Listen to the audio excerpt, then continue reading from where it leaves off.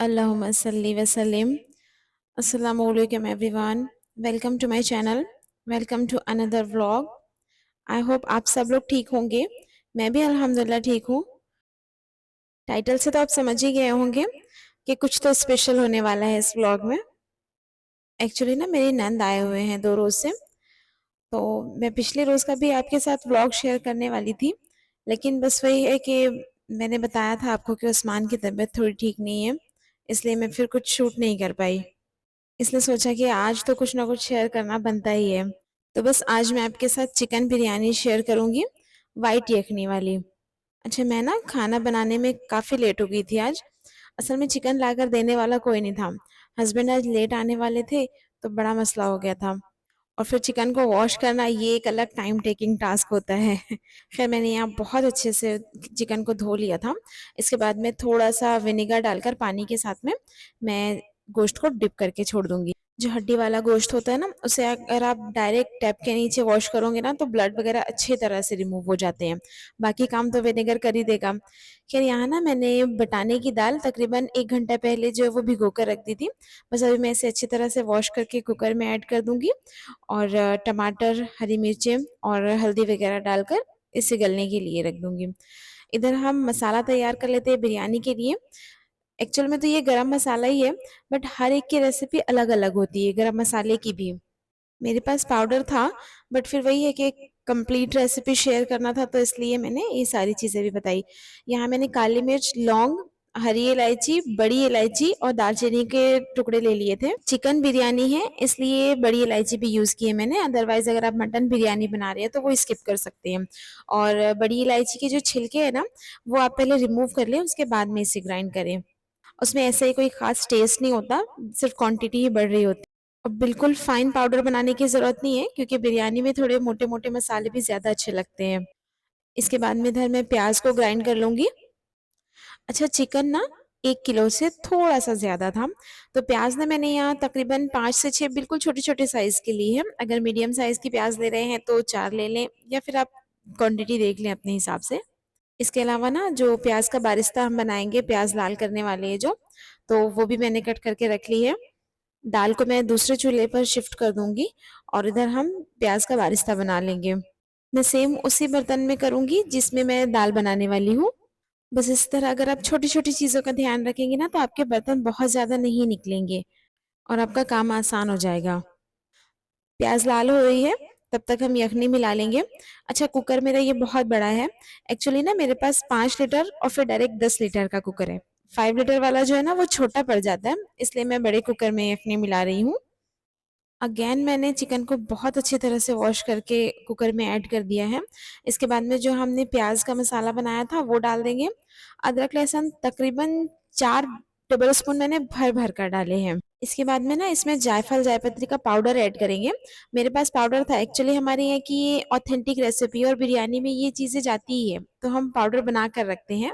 मैंने सिर्फ यहाँ आपको क्वांटिटी दिखाई है कि अगर आपके पास पाउडर नहीं है तो आप गरम मसाले के साथ इसे भी ग्राइंड कर लें। इसके बाद में बस मैंने इसमें दही डाली थी, तकरीबन 2 कप के करीब थी, और बिल्कुल थोड़ी सी लाल मिर्ची पाउडर और थोड़ा सा धनिया पाउडर डाला था। मटन बिरयानी में ये चीज़ें स्किप हो जाती है।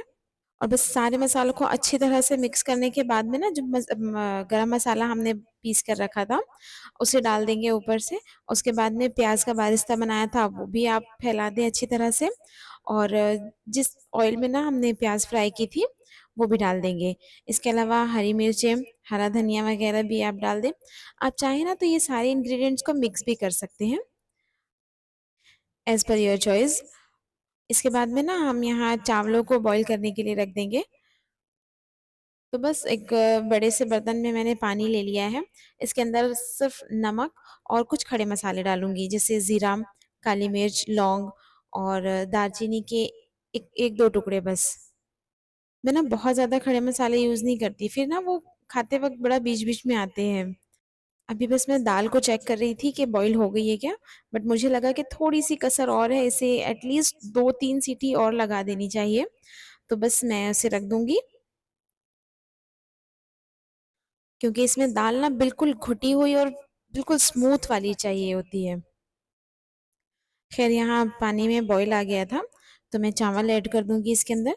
अच्छा, चावल ना मैंने बारीक वाले यूज़ किए हैं, लंबे वाले चावल ना हमारे यहाँ ज़्यादा पसंद नहीं किए जाते, इसलिए हम मोस्टली इसी चावल से बिरयानी बनाते हैं।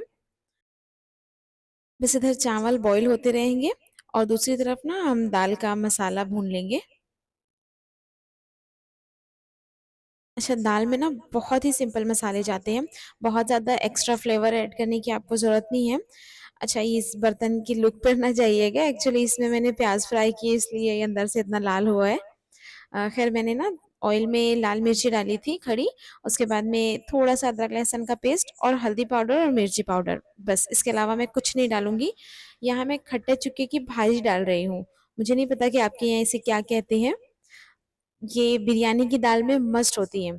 अगर आप नहीं डालना चाहते तो फिर जब आप दाल बॉयल कर रहे थे तो टमाटर एक्स्ट्रा ऐड कर दें। इसके अलावा जब हम दाल ऐड करेंगे ना तो फिर ऊपर से ज़ीरा पाउडर भी डालूँगी मैं। इधर चावल हमारे ऑलमोस्ट कुक हो गए थे। 70 टू 80% आपको कुक कर लेना है क्योंकि चिकन जो है वो गोश्त अभी कच्चा है ना, तो इसके साथ में भी चावल अच्छी तरह से फिर पक जाएँगे। बस आप चावलों को अच्छी तरह से स्ट्रेन कर लें और यखनी के ऊपर में सारा बिछा दें इक्वली। ये जो हैंडल वाला स्ट्रेनर होता है ना, ये काफ़ी कन्वीनियंट होता है। बहुत आसानी हो जाती है इससे। बनिस्बत इसके कि आप डायरेक्टली पूरा गरम बर्तन उठाकर और फिर सारा चावल और पानी जो है वो स्ट्रेन करें। और बस चावलों के ऊपर मैं कोई एक्स्ट्रा चीज़ नहीं डालूँगी, सिर्फ़ तेल डालूँगी। वो भी आप देख लें क्योंकि यखनी में भी हमने ऑयल अच्छा खासा ऐड किया था। और बस इसे हाई फ्लेम पर 1 सीटी आने तक कुक करें। जब 1 सीटी आ जाएगी तो उसके बाद में फिर आप इसे दम पर छोड़ दें तकरीबन 15 मिनट्स के लिए क्योंकि चिकन बहुत जल्दी गल जाता है।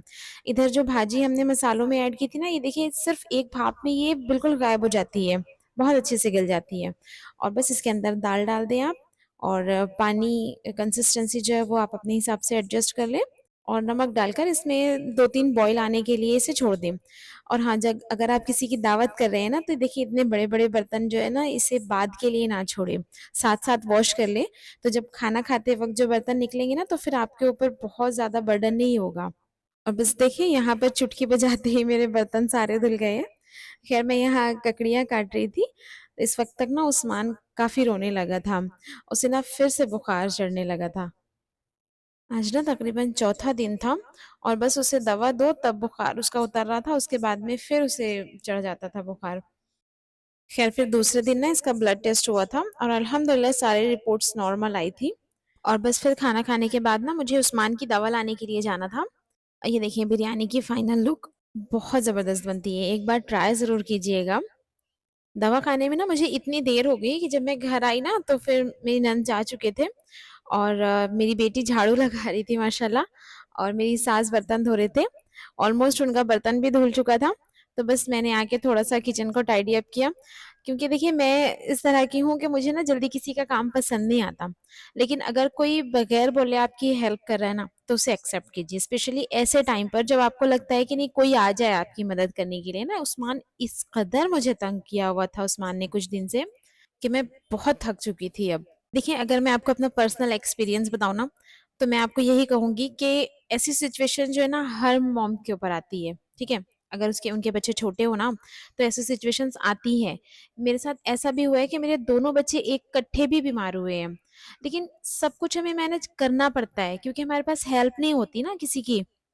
अभी मेरी सास मेरे घर थे, तो ऐसे ही कोई वो किचन में बहुत ज़्यादा मेरी हेल्प नहीं करवाते, लेकिन अगर वो मेरे बच्चे भी सँभाल लेते हैं ना 1 घंटा, तो मुझे इतना सुकून मिलता है, मैं आराम से अपने सारे काम निपटा लेती। तो देखिए, हेल्प लेना कोई बुरी बात नहीं है, बिल्कुल दूसरों की हेल्प लें आप, लेकिन देखिए सहारों के ना आदी नहीं बनना आप, क्योंकि मेरे साथ हो चुका है। जब मैं अकेले बच्चों को सँभालती थी ना, तो मैं रो देती थी कि मैं क्या-क्या करूँ? मैं घर देखूँ, मैं बच्चे देखूँ, मैं क्या करूँ? बट फिर मुझे रियलाइज़ हुआ ये मेरे बच्चे हैं, ये मुझे करना है, ठीक है ना? और फिर जब आप किसी से हेल्प की उम्मीद नहीं रखते ना, तो फिर आपके सारे काम आराम से हो रहे होते हैं। आपका घर का काम भी निपट रहा होता है और आपके बच्चे भी आराम से आप सँभाल लेते हो। खैर ये एक डिफरेंट टॉपिक था। इसके बाद में मैंने कुछ कपड़े जो थे मेरे प्रेस करने के वो मैंने कर लिए थे। बस यही था मेरा आज का छोटा-सा व्लॉग। अगर पसंद आया हो तो लाइक कीजिएगा और अगर अभी तक सब्सक्राइब नहीं किया है तो सब्सक्राइब भी कर दीजिएगा। मिलते हैं फिर इंशाल्लाह एक नए व्लॉग के साथ, तब तक के लिए अल्लाह हाफ़िज़।